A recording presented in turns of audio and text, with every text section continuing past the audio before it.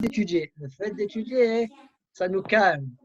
On sait ce qu'on fait, on gère la situation, on ne devient pas un peu foufou. Alors, je reprends la question. Madame, sans faire exprès, elle a sorti une marmite où elle faisait cuire toute l'année des pâtes. Et puis, pendant Pessah, troisième, quatrième jour de Pessah, elle fait chauffer ces pommes de terre-là. Est-ce que ces pommes de terre-là sont permis ou pas? Attention, je dis bien qu'elle a fait chauffer des pommes de terre. Ça veut dire quelque chose qui est neutre, sans goût piquant, sans rien du tout. J'ai pris le cas le plus souple. Alors, quel est le djinn bémet dans ce cas-là? Mais Karadine, les pommes de terre peuvent être consommées. Les pommes de terre, on peut les manger. Pourquoi? Quelle est la raison? Alors, c'est quoi le problème? On va dire, venez, on réfléchit à l'envers. C'est quoi le problème? Le problème, c'est le hametz qui est dans les marmites qui va être donné au goût des pommes de terre. D'accord? C'est ça, aux pommes de terre. C'est ça le problème. Mais le hametz, ça fait combien de jours qu'il a été avalé dans les marmites? Moi, j'ai dit que la marmite a été utilisée le troisième jour de Pessah, ça veut dire plus de 24 heures. Donc, le hametz qui sort de la marmite, on appelle ça notentam lifgam. Bichlal, c'est cette marmite-là, elle est même pas, ça pose même pas un problème. Son goût ne pose même pas de problème. D'accord? En plus de ça, se rajoute que le fait que les pâtes ont donné du goût à la marmite. La marmite, elle donne du goût à l'eau qui donnera du goût à la pomme de terre. Donc, on a Kama notentam bar notentam ici. D'accord? Donc, on est un peu loin du Issour. Mais Ikaradin, selon le Shulchan Aruch, eh bien, ce n'est pas un problème. Yesh maqam lahmir. D'accord? Celui qui veut être mahmir, même dans ce cas-là, qui soit mahmir, mais qui ne renverse pas la maison à cause de cela. D'accord? Laura, mais Karadine, ces pommes de terre ne posent pas de problème. Alors, je reprends la Sheila avec la réponse. Mish shel ma'achalim ksherim bepesach. Celui qui a cuisiné pendant Pessah des, des plats bikli hames niqiyim, avec un kli hames qui était propre. Attention, hein, ma marmite était propre, hein, ce qui est en général le cas. Kegon she'echin markachat kshera. Par exemple, il a fait une petite, comment dire, une petite confiture. Ouais. Au tafshile Pesach bikli hametz, ou bien il a fait des plats de Pesach dans des ustensiles de hametz. Est-ce qu'il a le droit de les manger pendant Pesach? Alors, réponse. La réponse, j'ai donné la réponse qu'en partie, moi. J'ai pris un cas pour vous montrer un petit peu que ce n'est pas évident que ce soit bichlal interdit. Maintenant, on va essayer de donner une réponse un peu plus entière. Alors, im bichel et tama'achalim ifne à Pesach. Le cas que le Rav ici prend, il a cuisiné ça avant Pesach. C'est-à-dire, si maintenant il a cuisiné ces pommes de terre-là avant Pesach, et maintenant arrive Pesach, j'ai envie de savoir, est-ce que les pommes de terre, est-ce que je peux manger ces pommes de terre-là pendant Pesach? D'accord, il m'en reste plein, j'en ai cuisiné plein. Ouais, je les ai mis au frigo. J'ai envie de savoir si je peux les manger pendant Pesach. Eh bien, afilu im bichel otam bekelim beneyuman. Alors, le premier hidouche du Hacham, c'est de dire, même si maintenant, avant d'avoir cuisiné les pommes de terre, 3 heures avant, tu as fait des pâtes. Pas 24 heures avant, 3 heures avant. Ouais. Eh bien, mutarim ama'achalim bepesach pour les sfaradim. Tu peux manger ces pommes de terre-là. Encore une fois, là, il parle à ikaradin. Après, il y a des humrot que même les sfaradim, parfois, ils ont été mahmir comme les ashkenazim. Tu veux être mahmir, tu peux être mahmir, il n'y a aucun problème. Surtout à Pessah, on peut être mahmir, comme le Harizal dit, Pessah, ouais, Pessah. Il faut que la bouche, pendant Pessah, elle parle essentiellement de Yesiat Misraim et des Anyanim de Pessah. Pessah, d'accord? Même mange moins, c'est pas grave. D'accord? Être mahmir pendant Pessah, c'est pas un souci, c'est même bien. Je ne parle pas de ça, je parle uniquement Ikar Ajin. Ma Ikar Ajin. Veim Bishel et Amaachalim Bepesach.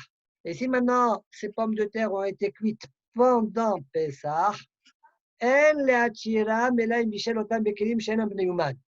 On ne peut pas mettre les pommes de terre que si maintenant l'ustensile, ça fait plus de 24 heures qu'il n'a pas été utilisé. D'accord? Au Mikal Makom, pendant les 24 heures, il n'a pas utilisé. Il n'a pas utilisé le Keli de Hames 24 heures auparavant. Jusqu'à 24 heures. Au Mikal Makom, le Rav dit, si ces pommes de terre, tu peux les garder pour après Pesach, alors laisse-les pour après Pesach. Ouais, ne t'empresse pas à les consommer. Ça, c'est les khatrila, c'est mieux de faire comme ça. Mais si tu veux les manger, ou les enfants, ils ont faim, ils n'ont pas de quoi manger, donne-leur à manger. Ça ne serait pas un souci. V'chol ze b'ma'achalim regilim, avalim bishel ma'achalim harifim. Attention, tout ce qu'on vient de dire, c'est uniquement s'il a mangé comme l'exemple qu'on a donné, il a mangé des pommes de terre. Par contre, s'il a mangé des pommes de terre avec une sauce piquante, avec des pilpels, des fleflas à droite à gauche, d'accord? Alors, dans ce cas-là, ma'achal assour. Pourquoi? Parce que le pilpel, il est tellement piquant que même si le goût dans les parois est pas bon, il le rend bon. Alors, dans quel cas c'est permis? C'est-à-dire que le héter, pour les Sfaradim, s'il va utiliser un plat un peu piquant, il faut que ça soit fait dans une marmite avant Pessah. La marmite, pendant 24 heures, on ne l'a pas utilisée pour Hames. D'accord? Donc, je ne sais pas, admettons qu'il veut faire des pommes de terre piquantes. Donc, il a pris une pomme de terre, il a mis des piments, des pommes de terre piments. Il faut que la marmite, elle était depuis 24 heures auparavant, on ne l'a pas utilisée de Hames. Ouais. Et dans ce cas-là, ça sera permis. Tu cuisines des pommes de terre, tu pourras manger ces pommes de terre piquantes pendant Pessah. Donc, deux conditions. Donc, il faut que ça soit fait avant Pessah, d'accord, et dans des ustensiles qui ne sont pas bénéhuman, c'est-à-dire plus de 24 heures n'ont pas été utilisés. Tout ça, c'est pour les Sfaradim. Par contre, les Bnei Ashkenaz, pour les Ashkenazim, Ma'achilim lo harifim enam mutarim elaim bishel lifnei Pesach ou bekelim shenam bénéhuman. Eux, même les pommes de terre, je répète, même les pommes de terre, pour pouvoir les permettre, sans piquant, sans rien du tout, hein, même les pommes de terre, pour pouvoir les permettre, il faut qu'ils soient cuisinés avant Pessah dans une marmite où 24 heures on n'a pas utilisé dans cette marmite du Hames. Une marmite propre, on n'a pas utilisé du Hames dans cette marmite. Bon, alors encore une fois, tout ça c'est si arrive un accident. En général, on évite de rentrer dans ce genre de problème parce qu'on ne connaît pas très bien, parce qu'on n'a pas retenu tous les éléments. Juste, voilà, sachez que l'interdit n'est pas évident. Voilà. Si vous avez un souci, appelez alors Rav, comment il faut faire, voilà le cas, comment il s'est présenté. Qu'est-ce qu'il faut faire dans ce cas-là? Le Rav va vous dire, calmez-vous, c'est bon. Mais au moins, vous savez si oui ou non il y a un problème et vous savez qu'il y a des sdadim leakel. D'accord? Il y a de quoi pouvoir permettre. Donc, ne pas s'exciter dans ce genre de situation-là. Je continue, prochaine halakha. Alors, ça, c'est une halakha qu'aujourd'hui, comme on ne travaille pas dans les champs, ça ne nous concerne pas beaucoup. Mais en Israël, c'est possible que c'est quelque chose qui peut arriver. Vous savez que Hames Pesach Asur Be'ana, chez la vache, ouais, on lui a donné à manger du pain. Ça mange, ouais, ça mange du pain, la vache, ouais. Et puis après, je trais son lait. Ouais, donc la vache, elle a bien mangé le pain que je lui ai donné. Pas moi, parce que moi, je fais attention pour Pesach. Un goy ou un juif qui met halal Shabbat et Pesach, etc. Il a donné à la vache du lait. Il a donné à la vache, pardon, du pain. Et après, ouais, il amène le lait, il prend le lait. Et puis, il t'amène une bouteille de lait chez toi pendant Pesach. Est-ce que j'ai le droit de consommer ce lait, ou bien non. Bien sûr. Chametz Pesach Assour Behana'a. Oui. Et là, Oui, il n'y a pas de... le fait qu'il y ait du lait, c'est grâce au Chametz que je lui ai donné. Donc, est-ce qu'il y a un problème ou pas?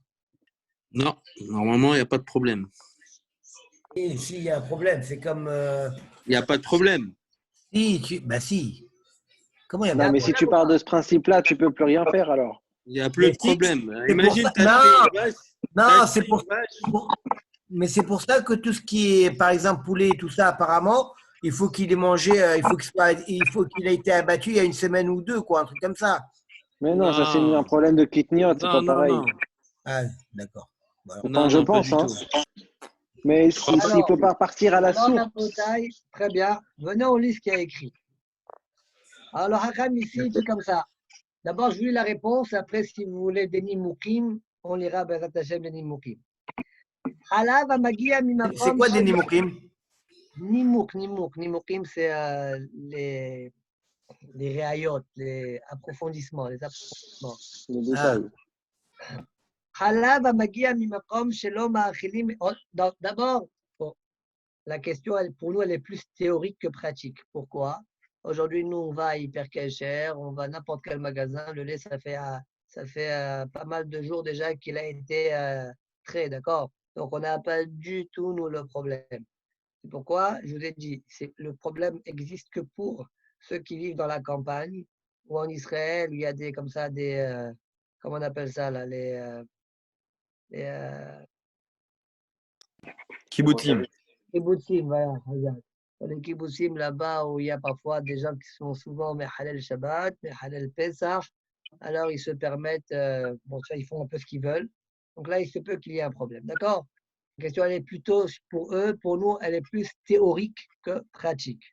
Alors ici, le Hakam, comme il parle à tout le monde, donc même à des personnes qui peuvent rencontrer ce genre de problème, Halav amagia mimakom shelo ma'achilim et behema chametz b'Pesach mutar lishpoto. Le halav qui vient d'un endroit où on ne donne pas à la BMA du Hametz, ce n'est pas un problème.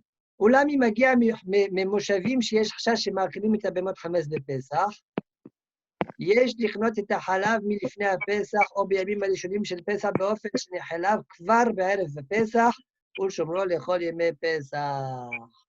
Donc le Chacham il répond ici, il dit, ceux qui viennent des kibbutzim, des moshavim, où il se peut qu'on ait donné du hametz aux animaux et on a sorti leur lait, eh bien, ce n'est pas évident qu'on puisse consommer ce lait-là, c'est une mahloket, voire même, on verra même que ce n'est pas si évident, même c'est une mahloket, et c'est la raison pour laquelle on ne permettra pas, il faudra prendre son lait,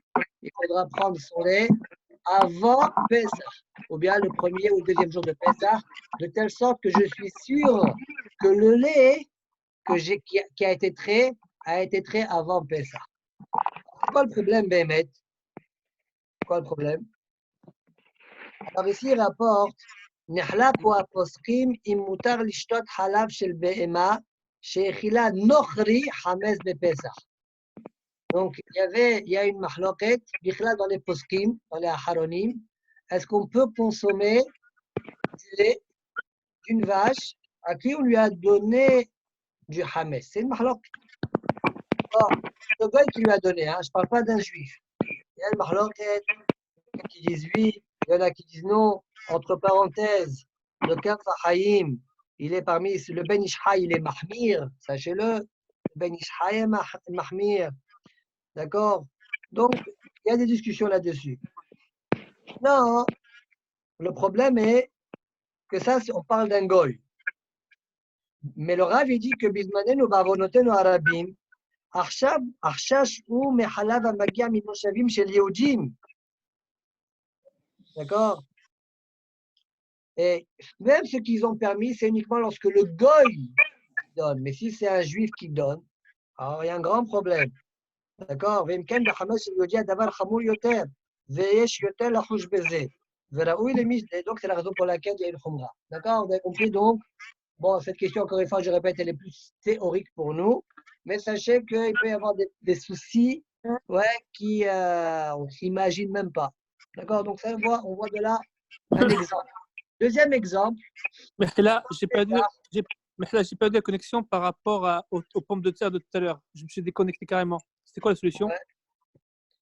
Alors on a dit au niveau des pommes de terre, si maintenant les pommes de terre ont été cuites pour le Shulchan Aruch, dans une marmite, même si elle était Hametz, mais elle est propre la marmite, ça fait plus de 24 heures qu'elle a été utilisée, pommes de terre uniquement, il n'y a pas de piquant, on peut, mi-karadine, consommer, selon le Shulchan Aruch, ces pommes de terre-là pendant Pesach. D'accord? Encore une fois, je répète, les ahmir, yesh makom, les ahmir, d'accord? Mais on pourrait être mechel pour celui qui voudrait être mechel et qui n'a pas de quoi manger. Hein, vas-y, tu peux manger ces pommes de terre-là. C'est par du fait que la marmite, ça fait plus de 24 heures, c'est tout. Exact. C'est une Et des pas- raisons. il n'y a pas de harif. Il n'y a pas de harif. Merci beaucoup. S'il y a harif, Dafka le éther sera uniquement si c'est plus de 24 heures et avant Pessah. Et s'il y a du harif, et s'il n'y a pas de harif, même pendant Pessah, ouais, tu as cuisiné, ce n'est pas un problème. D'accord? Étant donné que il n'y a pas de harif. D'accord? Merci. Très bien. Maintenant, juste à titre indicatif, d'accord, est-ce que on a le droit de passer à côté d'une boulangerie pendant Pessah et de sentir la bonne odeur qui sort de la boulangerie? Non. Anna, Non, non. Il y a une sorana de Hames, d'accord? Donc ici aussi, rapport, c'est une mahloket, en fait, c'est une mahloket à poskim. Il mutar la ria Hames de Pessah là. Ici, le rabbi tranche, Aïkar la halacha, she'asur la ria Hames de Pessah. Donc, à éviter. On ne passe pas à côté d'une boulangerie. Bon, aujourd'hui, on ne sort même pas de chez soi. Mais on ne doit pas sortir à côté d'une boulangerie, sentir la bonne odeur du Hames. D'accord? Excuse-moi, mais le problème de Hana, c'est pas seulement pour son Hametz à lui. Si on passe devant une boulangerie, il ne m'appartient pas le Hametz. Donc, je peux... Alors, j'ai le droit de manger le Hames de mon ami? Non. Non. Ouais. Ok. Ok. Alors, Bravo. Ben Sarah. Elkana, Ça pourrait pas rejoindre le problème de quand, par exemple, on a un artisan qui vient à la maison avec son sandwich, même si c'est un goy. Mais tu profites. On peut En quoi tu profites? Mais en quoi tu profites, toi? Quel rapport? Et si le pain est tout chaud, tu peux profiter. Malgré toi de l'odeur, tu fais pas Tu l'action. bouges. S'il faut que tu bouges, profite pas, c'est tout. Et si ça vient malgré toi, c'est pas grave. Mais toi, Voilà. d'aller chercher le profit, non. Voilà, c'est ça, voilà, d'aller chercher. D'accord? Ah, c'est aussi une marade dans ma Sechet Sahim. Alors, bon, ça, c'est une autre là. Un Sfaradi qui a pris l'habitude d'être, il a été mahmir, de ne pas manger les pitniot pendant Pessah. Il s'est interdit de manger du riz pendant Pessah. Est-ce qu'il peut faire Atarat Nedarim pour pouvoir se le permettre? Oui ou non? pourquoi pas? Réponse. Non. Un Ashkenaz ne peut pas faire Atarat Nedarim. Alors, vous savez que le Atarat Nedarim, les Ashkenazim, ils sont mahmirim dans les kitniot. D'accord? La raison n'est pas très claire. Il y a plusieurs raisons données à cela. Parce que les kitniot, c'est des choses qui sont petites. À l'époque, ils étaient mélangés aussi à la farine. C'est une des raisons. Comme avec Hamatamim. Et eux, ils pourront pas faire. Un Ashkenaz ne peut pas faire Atarat Nedarim. Pourquoi? Parce que quand ils ont reçu sur eux la Humra, c'est une Humra qui a été acceptée de manière publique. Tous les Ashkenazim qui suivent le Rama ont adopté cette Humra-là. Un Neder qui est fait de cette manière-là ne peut pas être retiré. Mais si c'est quelqu'un qui est Sfaradi, son papa, son arrière-grand-père ou arrière-arrière-grand-père, il a été mahmir. D'accord? Ouais. Comment on fait pour les brosses à dents? Alors, fais ce que tu veux. Fais ce que tu veux. La brosse à dents n'est pas Hametz. La coutume, en général, c'est de changer de brosse à dents, mais celui qui a peur de sortir s'en acheter une, ouais, il peut utiliser celle qu'il utilise toute l'année. Manu, excuse-moi, j'étais complètement dégagé. Bon, Mais ça. moi, c'est lui qui fournit ça, non? Ah. Non, j'ai eu une question de, je ne sais plus qui, iPhone 2, je crois, je ne sais pas c'est qui. Il m'a demandé qu'est-ce qu'il en est des brosses à dents. Alors, je crois que sa question est est-ce que je peux garder ma brosse à dents ouais, que j'ai maintenant? Réponse la coutume en général, c'est qu'on change pendant Pessah, mais s'il ne peut pas changer, il peut toujours garder sa brosse à dents. La brosse à dents n'est pas du Hametz. Sinon, j'ai un ami qui livre. J'ai un ami qui livre. Maintenant, juste avant ça, Manu, J'ai pas entendu. j'ai un ami qui livre. Je disais, j'ai un ami qui livre. Il livre Il quoi? n'est pas connecté, mais il livre. C'est pas grave, les brosses à dents. J'ai raté, Manu, excuse-moi, j'ai raté. J'ai été dégagé de Zoom là. Je ne sais pas pourquoi le débit doit être bidon. Qu'est-ce que tu as dit juste avant ça? Qu'est-ce que tu parlais? Après la pomme de terre de Feno et Je tout ça. parlais de est-ce qu'on peut faire une atarat Nedarim? Oui, alors? Alors attends, j'en reviens. Alors je reprends donc la là. Alors, est-ce que je peux faire atarat Nedarim? Alors on répète. Si c'est un Ashkenazi, si c'est quelqu'un qui est Ashkenaz, il ne pourra pas faire atarat Nedarim. Quelle est la raison? On peut éviter le bruit de fond là. Ah,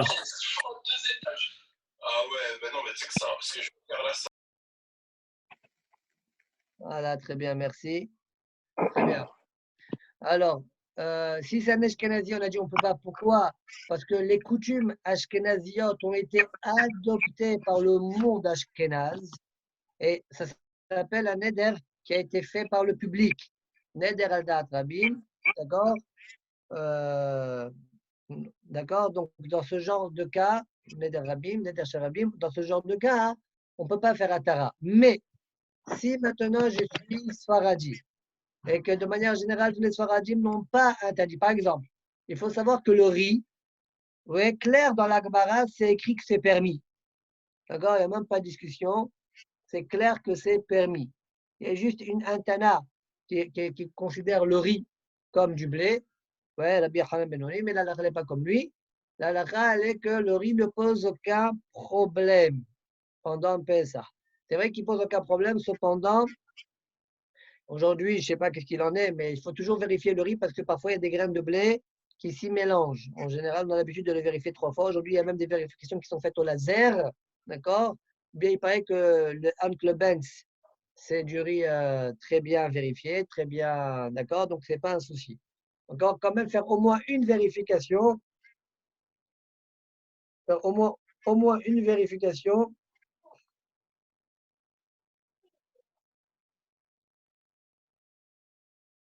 D'accord? Ça veut dire qu'avant Pessah, on doit vérifier tous les paquets de riz, les ouvrir et les vérifier? Ce que tu vas manger. Pas ce que tu ne vas pas manger, ce que tu comptes manger. Si tu vérifies Ah, pendant la fête, si pendant la fête, tu ouvres et tu vérifies, c'est pas bon? si, tu peux vérifier. Si tu vérifies, tu vois du Hametz, tu les élimines. Tu les brûleras à ce moment-là. D'accord? Très bien. Alors, les Faradim, en général, ils n'ont pas pris sur eux la Khumra des Kitniyot. Si, il se peut que oui, certaines Mishpachot, comme c'est certaines Mishpachot, on appelle ça Minag Shel Yahid. Un Minag Shel Yahid peut être retiré par une Hatarat Nedarim. C'est clair? Voilà pourquoi un Sfaradi qui a l'habitude, que ses parents avaient l'habitude de ne pas manger des kitniyot, ses parents avaient l'habitude de ne pas manger du riz, de ne pas prendre du riz, eh bien, il pourra faire Atarat Nedarim et se le permet. D'accord? Alors, il y a des brosses à dents, il y a des promotions brosses à dents chez HC. Je ne sais pas c'est qui, d'accord? Alors, je continue. Hyper cacher. Ah, Père Cacher. Alors, de Amiel à tout le monde, la plaque induction, y a-t-il une solution de la cachériser? Alors, Bon, c'est le sujet normalement de la semaine prochaine. Plaque induction, sujet la semaine prochaine. D'accord? Alors, juste brièvement, toujours je conseille, au niveau, c'est vrai qu'on pourrait trouver des térimes. La plaque induction, on pourrait, alors il va y avoir une discussion de toutes les manières au niveau des post-crimes. On pourrait trouver un éther quand tu la nettoies très bien, avec des produits, comment on appelle ça, des produits de ménage, d'accord, de telle sorte qu'il y a un terme, c'est pas goum. Tu nettoies très bien et ça, il se peut que ça soit permis. D'accord? Mais moi, toujours, je conseille de ne pas rentrer dans ce genre de problème. Aujourd'hui, une plaque induction, ça coûte rien du tout. Ouais. Tu prends une serviette, tu as une plaque induction à la maison, tu prends une grande serviette, tu couvres ton ancienne plaque d'induction, tu achètes une nouvelle à 50 € à 2 feux et tu es tranquille, tu la gardes de Pessah en Pessah. D'accord? Je préfère trancher la halakha de cette manière-là pour ne pas rentrer dans certains hétéris, mais oui et non, c'est du verre, c'est pas du verre. D'accord? Bon, cessez de faire des petites remarques là pour plaisanter, d'accord? Ok, faites des remarques intelligentes. Il y en a qui sont bêtes. Les remarques, hein, les remarques. Non, ça me distrait à moi, hein. Vous faites ce que vous voulez, mais moi, ça me distrait parce que je vais lire ce qu'il y a écrit, parce que peut-être c'est une question et du coup, très bien. Alors, où est-ce qu'on en est là? On s'est arrêté sur quoi?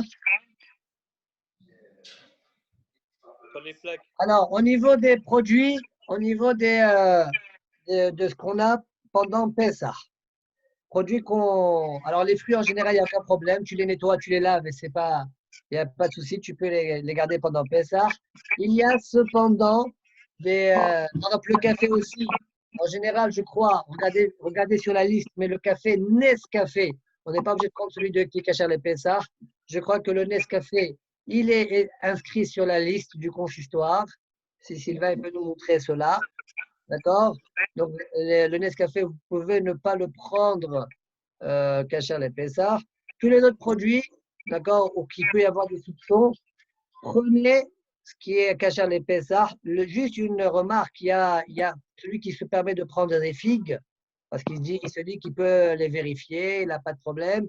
Alors, sachez que dans certaines figues, surtout ceux qui sont un peu plates, ouais, et on met de la farine dessus.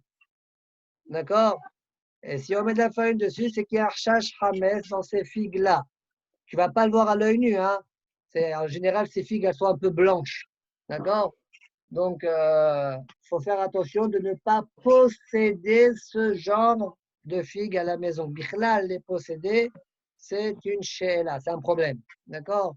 Donc, il faut éviter cela. Donc, tous les autres fruits, on les lave, il n'y a pas de souci. Surtout ceux qui ont des peaux comme les bananes, les oranges, clémentines, tout ça, il n'y a aucun problème pendant Pessah. Au niveau du thé, prenez ce qui est écrit sur la liste. Pourquoi? Parce qu'au niveau du thé, il peut y avoir des soucis. Parfois, pour assécher les feuilles de thé, ils utilisent des produits qui sont à base de céréales, blé, orge ou avoine, seigle, etc. D'accord?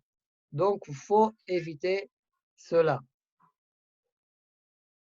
Une dernière remarque. Parle du D'accord? thé infusion? Le thé, ouais, les sachets de thé. Les sachets de thé, mais pas du thé la gazelle là ou je sais pas quoi là. Je ne connais pas, je ne sais pas comment ils font ce thé-là. Manu, c'est quoi la différence avec le Nescafé et une autre marque, par exemple Maxwell? Non, peut-être Maxwell aussi la même chose. Je crois que le Nescafé il est sur la liste. À mon avis, ce genre de.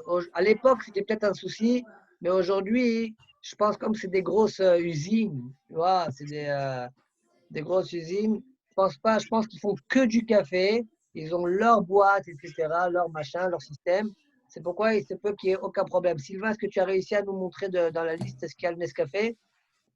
Ah, je viens d'arriver, moi. Ah, tu viens d'arriver. Non, ça fait 5 minutes que tu es là. Non, un peu moins. Il a mis un compteur. Essaye de voir si la liste elle se trouve dans le consistoire. Quel café? Je crois que le Nescafé il est dedans. D'accord? Auquel cas, on peut le prendre sans problème. Maintenant, je passe à une dernière She'ela, d'accord, pour aujourd'hui, Bezat Hashem. Alors, ça aussi, je souhaite à personne que ça arrive, d'accord, mais ça peut arriver. Quelqu'un, il fait une marmite, il est en train de cuisiner un poulet rôti à la marmite, etc. Et puis, soudainement, il voit dans sa marmite un grain de blé. Malade. Qu'est-ce que je vais faire avec mon poulet? Est-ce que je dois le brûler ou pas? Alors, vous avez devant vous la liste des cafés. Café et café décaféiné en grains, moulu ou en capsule pour machine espresso. Il y a quoi comme machine espresso? Il n'y a pas les cafés normaux là? Légal, l'espresso, capsule plastique, carte noire, capsule. Il n'y a que capsule là? Ah, en bas. Café soluble et café soluble décaféiné, Nescafé. Voilà, toute spécialité pur café fabriquée en France, identifiable par le code 0814 au milieu. Imprimé sur l'étiquette, etc., etc. Même au niveau des dosettes, stick dosette individuelle pur café soluble, autorisé sans distinction de code. C'est encore mieux les sticks dosettes. Les Bon, dosettes, c'est mieux. on dirait, il n'y a même pas besoin de vérifier un code quelconque. Bon, voilà ce qui est permis. Vous voyez le code 0814. D'accord? Retenez 0814. Mais avant. Tous les dosettes, c'est quelqu'un, alors tous les dosettes, là. Capsule. Dosette, voilà, c'est marqué stick dosette individuelle pur café soluble, autorisé sans distinction de code. Nescafé, hein, avec. Nescafé. Ok, très bien. Revenons à la dernière She'ela, Bezat Hashem. Donc, si maintenant quelqu'un a cuisiné, puis il trouve dans sa marmite un grain de blé, Maou on sait, qu'est-ce qu'il fait avec ça? Est-ce qu'il brûle, il jette tout à la poubelle? Ouais, alors réponse à la question. Et Tahita Yossi Veisrefena, oui, là, le grain de blé qu'il a trouvé, il le brûlera. Le Atafshi, la sourd et le repas ne peut pas le manger. Mais, Ulam Yachol Imkor et Atafshi les Nochri. Ici, il y a un éther intéressant. Bon, c'est peut-être pas très pratique. Mais en tout cas, il peut le vendre ou bien le donner à un goy. Pourquoi? Si, On a dit que Hametz et Pesach Assur Be'ana'a. Non, mais on n'a pas le droit de profiter. Dans ta marmite, il y a du goût de Hametz. Ouais. Réponse. Personne ne va rajouter 1 centime de plus parce que dans ta marmite, il y avait un grain de blé. D'accord? Donc, en fait, quand tu le vends, qu'il y ait le blé ou qu'il n'y ait pas le blé, la marmite se vendra avec la même valeur. C'est la raison pour laquelle on peut, surtout ici, c'est du goût, c'est même pas une mamachoute, c'est du goût. C'est le goût d'un grain de blé, ouais, qui peut-être est devenu Hametz dans ta cuisson. Alors, c'est pourquoi on peut le donner et même le vendre à un goy au prix d'un poulet cuit.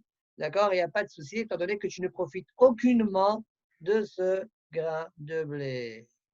D'accord? Donc, Baruch Adonai Le'olam, Amen ou Amen. Bezat Hashem, demain, la semaine prochaine, on essaiera de commencer à faire quelques halachot. Donc, je voulais faire aujourd'hui un peu de Khirat Hametz. C'est possible que je l'ai fait dimanche.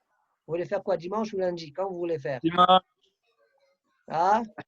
Samedi soir.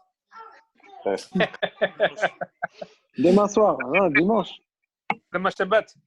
Dimanche, c'est bien. Non, pas demain soir, j'ai dit samedi soir. Ok.